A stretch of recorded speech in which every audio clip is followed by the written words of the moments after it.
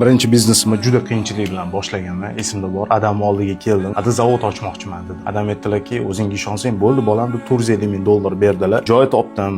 Uskunalarni Germaniyadan olib keldim, ammo 1 yildan keyin kasal bo'ldim. Juda qattiq depressiyaga tushib qoldim. Endi birinchi biznesim. Onam chetdan kuzatib turdilar deb bolam dedilar, Shveysariyaga jo'natib yuboraman dedilar. Endi villamiz bor dedi. O'ta ozgina dam olib, o'zimga kelib, kuch to'plab yana Toshkentga keldim. Mehmonxona biznesiga qiziqib yurardim, ammo qayerda boshlash uchun pul kerak. Bobom shuni eshitdilarda, kelib turib, "Men borman-ku, bolam" dedilar, $2 million berdilar. Shu yilning o'zida mehmonxonani ko'tarib, o'sha odamlarni qabul qilishni boshladik. Ammo baxt uzoqqa cho'zilmadi. Qisqa tutashuv bo'ldi, mehmonxona yonib ketdi. Tadbirkorlik meni peshonamda emas ekan demay dedimda, Bali orollariga uchib ketdim. O'zim topish uchun, qidirish uchun orolda yotibman. Kechki payt soat 2 telegramimga qo'ng'iroq bo'ldi. Olsam qaynatam. Bolam dedilar, katta avtosalon ochyapman Toshkentda, lekin uni faqat siz boshqarasiz, sizga ishonaman dedilar.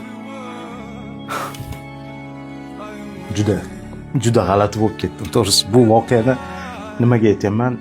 Hayot hech qachon "ma" deb tayyorga berib qo'ymaydi. Harakat qilish kerak. G'ayrat qilish kerak.